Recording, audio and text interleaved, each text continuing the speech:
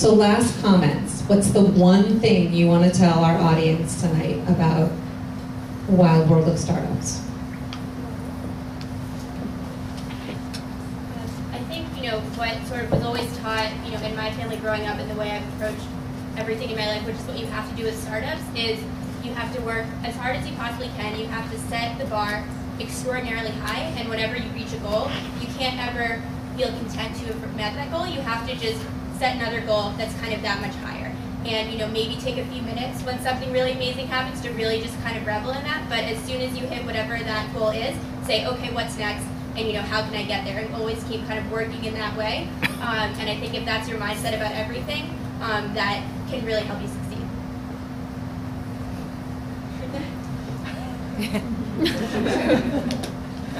Me again. You guys are absolutely lucky tonight. The one thing that I would say is that success looks different for every single person. I think one of the things that I fight against, and I think a lot of other people fight against, is that there's sort of a stereotype about what an entrepreneur is. And if you picture an entrepreneur, maybe you picture, a 22-year-old hunting against people. 23. Okay, so 22-year-olds, no, 22-year-olds, fine. You picture a young man, maybe sleeping on a mattress, eating ramen noodles, and working 90 hours a week, and kind of running himself ragged. And you don't think about somebody who, maybe works 40 hours a week to start their company, or works in their spare time and does other things. But to really keep an open mind that success can be whatever you make it. There is no, cookie-cutter definition of what an entrepreneur is. An entrepreneur is anybody who has an idea and executes on that idea. And so you will never find me working 90-hour weeks because I value other things too much to do that. But I'm as entrepreneurial as they come, so.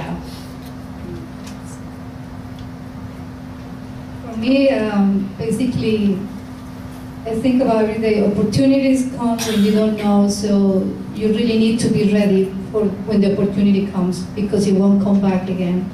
So you need to be prepared constantly. And because you are an entrepreneur, you can accept mediocrity. You can accept that, and you really, whatever you don't know, you have to go out and learn it. So don't set the bar too low. I'd say if you are someone who has an idea, just do something about it. Just start it.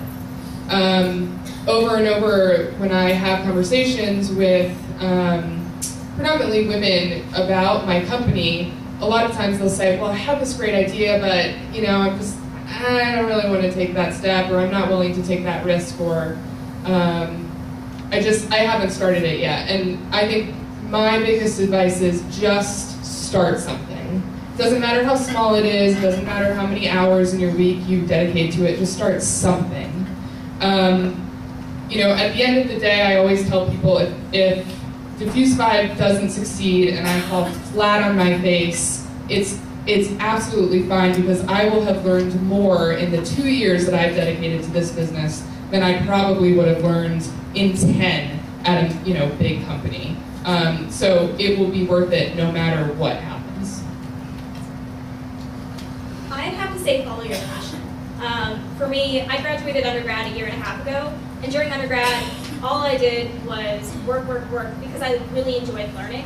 And I took up a corporate job for about 6 months after graduation, and I just wasn't learning nearly enough.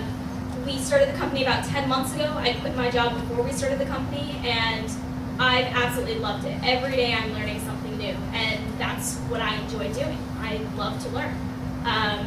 And find what you're passionate about and just do it, because otherwise you're going to be sitting around in a dead-end job that you're not enjoying as much as you would if you were doing something you're passionate about. What am I? I guess be comfortable with faking it till you make it. I think a lot of people aren't, and I got this job and I was like, what am I doing? I don't know anything, and I just went to networking events and talked to as many people as I could, and I just said it so many times, I started to believe it, and it didn't feel like faking it anymore. And now it feels like not even faking it at all. Like I feel like I know something because I've said it so many times over and over again. But it took a lot to get over that. don't know what I'm talking about. But to think you know more than you do, so getting over that emotional hurdle. That's a good one. Those are all good. Thank you guys so much. Let's hear it for our panel tonight.